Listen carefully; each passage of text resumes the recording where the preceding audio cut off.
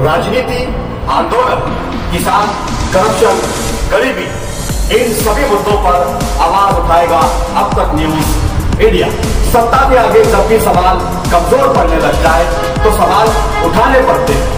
बोल के लफ्ज आजाद है तेरे, बोल के सच जिंदा है।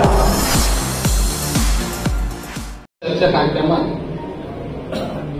आबासाहेबांनी जे माझ्या मताने एक नवीन व्यासपीठच निर्माण केलं या ठिकाणी.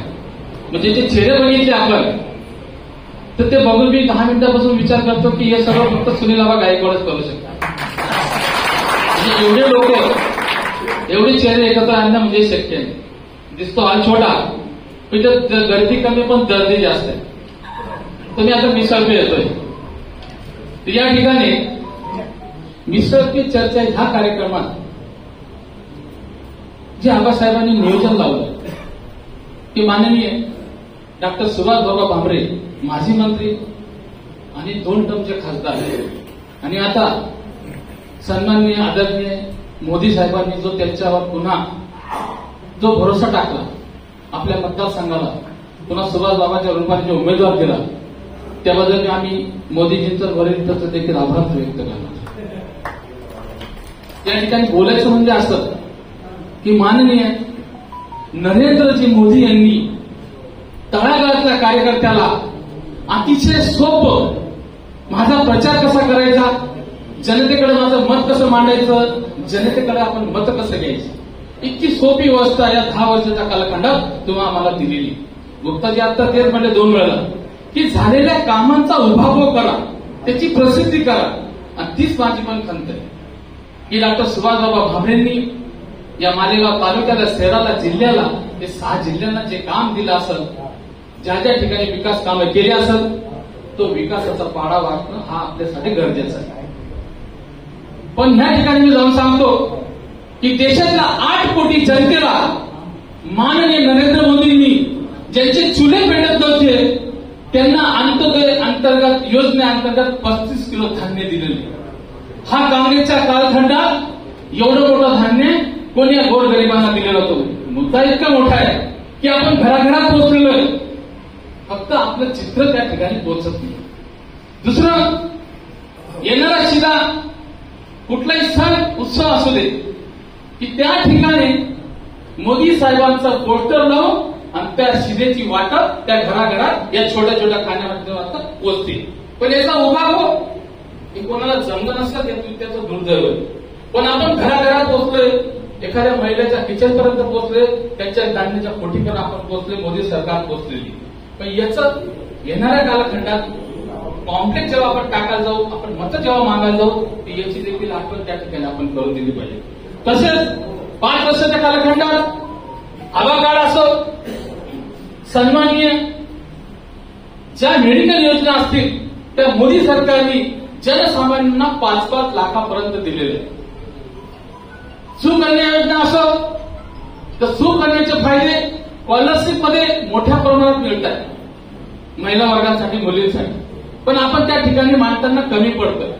म्हणजे मोदी सरकार दिल्लीला राहून देशाचं राजकारण करून ते घराघरात पोहोचलेले, आपण ज्या गावात वाढत जातो, ज्या गल्लीत जातो त्या घरात आपण पोहोचू शकलो नाही, हे आपलं दुर्दैव. त्याच प्रयत्नात आता या ठिकाणी नवनगरसेवकाचे गटनेते माननीय सन्मान्य सुनील आबा गायकवाड या ठिकाणी बसलेले आहेत. तर बऱ्याच ठिकाणी मी बाबाच्या विकास कामांचा, आता संजय काळे ह्या ठिकाणी नगरसेवक बसलेले सन्मान्य मात्र त्यांच्या वाड्यात देखील बाबांनी काहीतरी एक सिमेंट कॉन्क्रीटसाठी छोट्या वाड्यात एक गल्लीसाठी 8 ते 10 लाखाच्या एका नगरसेवकाला विकास निधी दिलेले. सावने असो, 50 लाख सावने असो, असे त्या ठिकाणचे त्या लोकांनी माझी सूचना आहे की हे कॉम्प्लेक्स आपण स्वतः तयार करावं. आणि बाबासाहेबांनी आमच्या भागात असे कामं दिलेले आहेत, म्हणजे विरोधकांना जेणेकरून त्यांच्या तोंडात छाप असत की बाबांनी काहीच केलेलं नाही, हे कामं तुम्ही त्या ठिकाणी दिली पाहिजे. तसंच ह्यापूर्वी मी आता पुन्हा अपेक्षा करतो आबासाहेबांच्या माध्यमातून, निसर्ग चर्चेच्या माध्यमातून या ठिकाणी राहुल दादा आपल्याला लाभलेले आहेत. तसंच समाधान दादांनी मालेगाव तालुक्यात एक छोटासा डेअरीचा उद्योग उभा केलेला आहे, ही आता अपेक्षा करतो येणाऱ्या काळात. तर येणाऱ्या काळात माझ्या 9 तरुण तरुणीला रिकामा हाताला काम मिळालं पाहिजे. असे उद्योग या ठिकाणी आपण केंद्र शासनाच्या माध्यमातून आमचं दानवाण्याचं गाव आहे, आमचा कपडा पूर्ण बाहेर जातो, याची प्रोसेस जर मालेगाव शहराला दिली तर मालेगावच्या या 9 तरुणांच्या रिकाम्या हाताला खूप भरघोस काम करत त्याला नाशिक, पुण्या, मुंबई जाण्याची गरज पडणार नाही. दुसरं की मालेगाव महानगरपालिकेअंतर्गत राजकारणात आजचा दोष उद्याचा शत्रू, उद्याचा दोष आजचा शत्रू असतो. आपले मित्र पक्ष जरी असतील तर आपण सावधानी बाळगली पाहिजे. मागच्या काल आणि सध्याच्या कालखंडात आम्ही काय भोगलं मालेगाव शहरातून हे आम्हालाच माहिती. गटनेता सुनील गायकवाड 9 नगरसेवक असून सर आम्हाला बाजूच्या बाबतीत बसावं लागलं. इतकी भयानक परिस्थिती. त्यावेळेचे ते 2.5 वर्षाचे सण 9 नगरसेवकांचे वायवा काढतात याची देखील आपण बाबासाहेब आपण दखल घेतली पाहिजे की मतभेद होत आहे त्या ठिकाणी आम्ही चुकतोय, आम्हाला पदरा घ्यायचं, तुम्ही मोठे आहे. सुनील बाबा जरी चुकले असतील म्हणजे घटनेचं हे बोलतो मी माझ्यावर घेतो, पण तुम्ही ते समजदारी घेऊन त्या ठिकाणची कृत्य होणारच नाही. आपल्याला आमची महानगरपालिका ही मुस्लिमवादी आहे. 200 कोटी रुपयाच्या अमृत योजना अंतर्गत फंड येतात, संपूर्ण कामं नदीच्या त्या पार होत आहे, आमच्या भागात होत नाही विकास काम. हे कोण देतं? हे माननीय नरेंद्र मोदीजी, सन्मान्य दिल्लीची गव्हर्नमेंट देते आपल्याला महानगरपालिका. त्याच्यात आम्हाला किती हिस्सा मिळतो? काही भेटत नाही. मग आम्ही फक्त बाकडे दाबटायचे का त्या ठिकाणी? त्यावेळी येणाऱ्या काळात मी खंत करतो तुमच्या माध्यमातून की बाबांपर्यंत हे आमचे छोटे मोठे विषय जरी असले आम्ही बोलू शकत नाही. आपण घरातले लोक या ठिकाणी उपस्थित झालेले आहेत, ते हे देखील वेळ काळानुसार जबाबदार लोकांना जबाबदाऱ्या दिल्या पाहिजेत. नको त्या लोकांना, छोट्या मोठ्या लोकांना तुम्ही जबाबदाऱ्या देता, त्याचे आता परिणाम काही वेळेला वाईट निघू शकतो आमच्या निवडणुकीत. इथं आता मोदी लॉट आहे, बाबांचं काम आहे, बाबांना वांधा नाही, पण याचं आम्हाला छोट्या मोठ्या लोकांना आमच्या वार्डासाठी आम्हाला मतदान मागायला जायचं. त्यावेळेला हे सगळ्या गोष्टी आम्हाला जाणवतात. आम्ही हाडाचे कार्यकर्ते, रात्रंदिवस आम्ही लोकांच्या जनसंबंधाचे काम करत असतो, लोकांसाठी झोकून दिलेलं आम्ही आमचं आयुष्य. पण हे सगळ्या काही गोष्टी ज्यावेळेस होतात आमचं काम झिरवून जातं.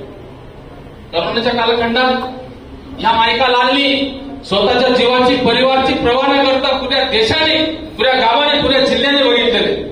आता हे आम्ही किती वेळेस रिपीट करायचं? या सगळ्या गोष्टींची आठवण ठेवा. हा सगळा आम्ही तर जे बी अजेंडा घेऊन येतो की बीजेपीला काम तर बीजेपीच करतो आम्ही. कुठलंही आमचं कुठलंही काम असू द्या की भारतीय जनता पक्षाचं पहिलं नाव जय श्रीराम पहिले आणि मग पुढचं काय. आम्ही आमचं काम कधीच केलेलं नाही की आम्ही केलंय, मी केलं. म्हणून ही माझी खंत होती. बाबांचे कामं देखील उभारत झालंच पाहिजे. ज्या ज्या ठिकाणी माझी मी एवढा मोठा नाही की ताकीद द्यायला, ज्या ज्या नगरसेवकांना, पंचायत समिती सदस्यांना, जिल्हा अध्यक्षांना, तालुका अध्यक्षांना, याच्या पुढचे मागचे यांना ज्या ज्या लोकांना बाबासाहेबांनी मदत केलेली असेल, फंडाच्या माध्यमातून असो, आरोग्याच्या माध्यमातून असो किंवा त्यांच्या स्वतःच्या दवाखान्याच्या माध्यमातून इतक्या लोकांना मदत केलेली की त्याची काही लिमिट नाही. हे सगळं पॉम्प्लेट होऊ द्या वैयक्तिक आणि घराघरात जाऊ द्या. भारतीय जनता पार्टीला विजय करा, भरघोस मतांनी विजय झाला पाहिजे. येणाऱ्या कालखंडात 26 तारखेला भूतोन भविष्य ईव्हीएम मशीन फुटली पाहिजे, इतके मतं त्या पेटीत पडले पाहिजेत अशी मी सर्वांना करतो आणि या ठिकाणी थांबतो. समस्त व्यासपीठाच्या मागचं जर काही जास्त खर्च व्यक्त